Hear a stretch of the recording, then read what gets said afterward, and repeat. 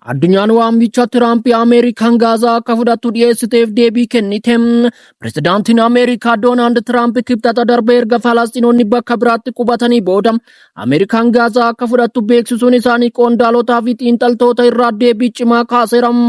Pireezidaantii Falasxiin Mahmud Abbaas akka jedhanitti Falasxiinonni lafa mirgaa fi iddoo qulqulluu isaanii dhiisanii akka hin deemne akeekkachiisaniiru. Saudi Arabiyaan Falasxiinota lafa isaanii irraa buqqisuuf yaaliin godhamu kamiyyuu dura dhaabbatti jechuun ministeerri dhimma alaa Saudii ibsa roobii darbe baasan ejjennoo Falasxiinota irratti qabdu akka mari'atamuu hin dandeenye ibseera.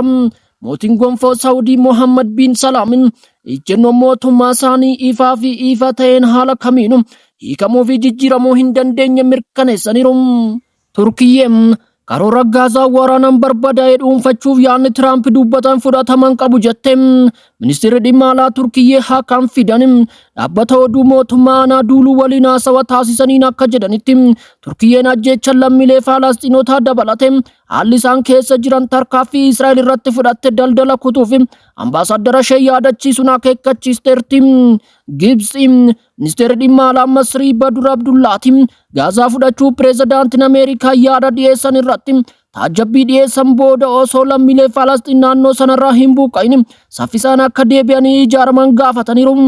Marii muummicha ministeera Falasxiin Mohammad Mustafaa waliin Kaayirootti taasisaniin namoonni lamaan kun barbaachisummaa piroojektota dafanii dandamachuu saffisaan osoo Falasxiinonni Gaazaa keessaa hin bahin keessattuu lafa isaaniif kutannoo qabaachuu isaanii fi gadhiisuu diduu isaanitti fuulduratti tarkaanfachuu akka qaban irratti walii galaniiru jechuun ministeerri Haajaa alaa Masrii beeksiseera.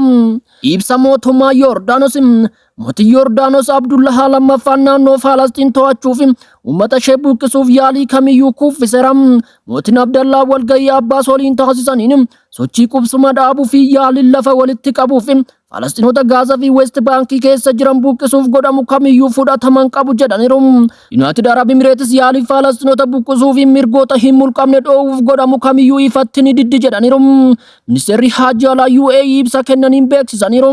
Ibsa Chaayinaan jijjiirama humna uummata Gaazaa irratti xiyyeeffate ni mormiti jechuun ministeerri Haajaa alaa biyyattii yaada pireezidaantiin Ameerikaa Doonaald Tiraamp naannicha akka fudhatuuf dhiyeesse deebii kennuudhaan ibseera. Chaayinaan paartileen hundi dhukaasa dhaabuu fi bulchiinsa wallabdee booda akka carraatti fudhachuun dhimma Falasxiin furmaata biyyoota lamaa irratti hundaa'uun karaa sirrii qubsuma siyaasaa irratti akka deebisan abdii qabdi jechuun dubbii himaan ministeerichaa ibsa oduu idilee irratti kenneen beeksiseera. Raashiyaan baha jiddu galeessaa keessatti qubsumni kan danda'amu bu'uura furmaata mootummoota lamaatiin qofaa akka ta'e amanti jechuun dubbii himaan Kremlin Dmitry Peskov ergaa pireezidaantiin Ameerikaa Tiraamp Ameerikaan aangoo qabatte Gaazaa irra deebitee akka misoomsituu fi Gaazaa akka buqqistu erga dubbatte booda kennaniiru. Kanaan dura Falasxiinota miliyoona 2 ol ta'an Gaazaa irraa gara biyyoota ollaatti dhaabbataadhaan akka qubachiisan yaada kan dhiyeessan Tiraamp Gaazaan Riveera of Middle East ta'uu dandeessi jechuun ibsanii. Faransaay yaada pireezidaantiin Ameerikaa Doonaald Tiraamp Ameerikaan Gaazaa to'achuu dandeessi Falasxiinonni seera addunyaa cabsuu fi naannicha tasgabbii dhoowwanii jiru jechuun dhiyeesse irra deebitee ni mormiti jechuun kufaa taasifte. Faransaay uummata Falasxiin Gaazaa humnaan buqqisuu kamiyyuu irra deebitee mormiti. Kunis seera idil addunyaa hamaa cabsam hawwii seera qabeessa Falasxiinota irratti haleellaa ta'a. Furmaata mootummoota lamaa irratti gufuu guddaa fi michoota keenya dhiyoo Masrii fi Joordaan akkasumas guutummaa naannichaaf sababa guddaa tasgabbii dhabsiisu ta'a jechuun dubbii himaa ministeera dhimma alaa Kiristoofer Liimooneen ibsa kennaniin dubbataniiru.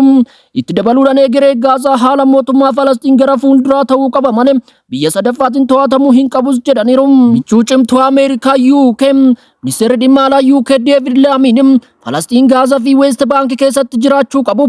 Jiraachuunis dirqama yaada Tiraamp Gaazaa fudhachuuf dhiyeessan irratti deebii kennaniiru.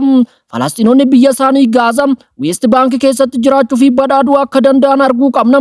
Kana bira ga'uu barbaadna jechuun Laaminiin ibsa gaazexeessootaaf magaalaa guddoo Yuukireen Kiyev keessatti kennaniin dubbataniiru. Pireezidaantii Biraazil Da Silva dabalatee biyyoonni biroos yaada Tiraamp kana mormaniiru. Pireezidaantiin Biraazil Luiz Isaanoo Luulaa Da Silva yaada pireezidaantiin Ameerikaa Doonaald Tiraamp Gaazaa fudhachuuf dhiyeessan kuffisaniiru. hawwii lafa babal'ifachuu isaanii fi doorsisa taarifaa michoota daldalaa isaanii irratti qaban jajjabina hawwinaaf jechuun qeeqaniiru. Hoogganaan Biraazil kun gaafiif deebii buufataalee raadiyoo biyya keessaa waliin taasisaniin waa'ee Tiraamp gaafatamanii biyyi kamiyyuu hammam humna qabaattus yeroo hunda addunyaa guutuu loluu hin dandeessu jechuun ibsanii yaadni Tiraamp kun hiikan qabu maraatummaadha. Falasxiinonni duraan eessa jiraachaa turan jechuun gaafatu. Kun ilma namaa kamiifuu waan hubatamuu hin dandeenyedha.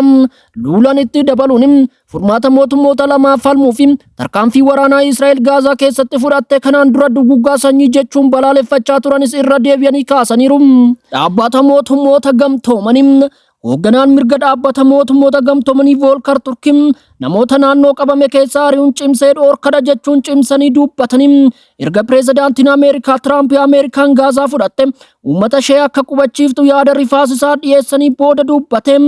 Mirgi hiree murteeffannaa qajeelfama bu'uura seera idil addunyaa waan ta'eef akkuma manni murtii haqaa idil addunyaa dhiyeenya kana irra deddeebi'ee jala sararee biyyoota hundaan eegamuu qabas jedhaniiru. Namoota humnaan naannoo dhuunfatame keessaa jijjiiruu yookiin biyya ari'uun kamiyyuu cimsee dhoorkadha jechuun Turkiin ibsa kenneen dubbateera.